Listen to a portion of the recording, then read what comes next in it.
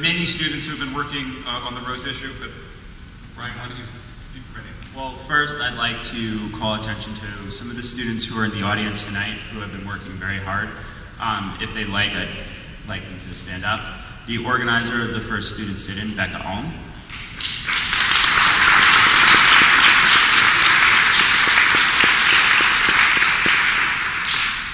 One of my cultural production cohorts, Penny Taylor, who's been involved with helping to plan and organize this beginning. Another cultural production cohort, Bryce Peak, who has been on the technical side, as well as Sarah Stevenson.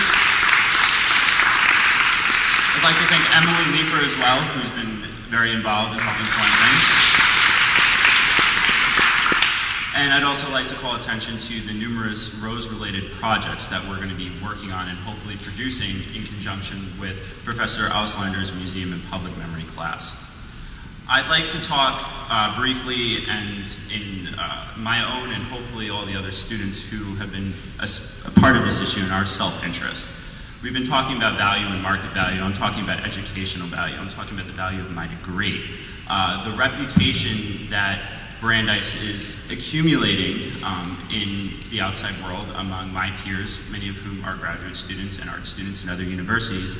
This is quite frankly not making us look good.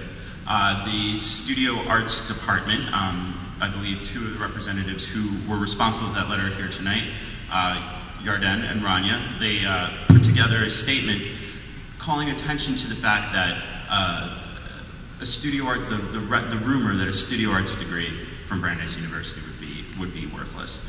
I feel that this is a breach of trust for students who are both accepted and about to graduate, and those of us who are going to be going on for further study here. By taking away the museum and its collection, by obscuring the facts with a public relations team, and the disconnection that this has caused between students and alumni.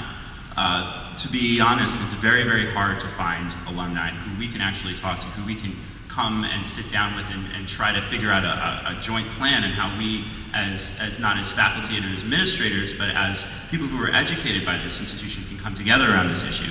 It's been very hard. Some of the threats over email from various administrators to students around this issue aside.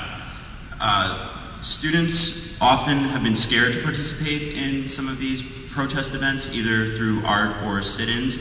Some students have stated that they were afraid to sign petitions for fear of retribution.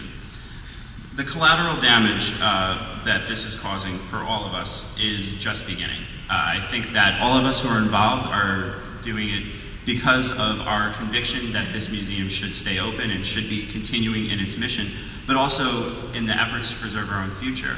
We're paying money to come here, and we're spending our own time and our own money organizing projects to try to keep this museum open. I feel that no matter what the space turns into, it will continually be haunted by the events of this last semester, no matter what facilities or arts experiences that this converted space would provide. I'd like to thank the museum staff for being so helpful to all of us during this time period and very encouraging, and the information that they've been able to share with us about their views of the implications this will have not only at Brandeis but across universities around the country. And I'd like to now challenge Brandeis to find a way to stop this potential tide of museums being shattered, and why don't we be the place that decided to keep it open? Why don't we be the ones who figured out the model that other universities will be able to follow in the future? Thank you.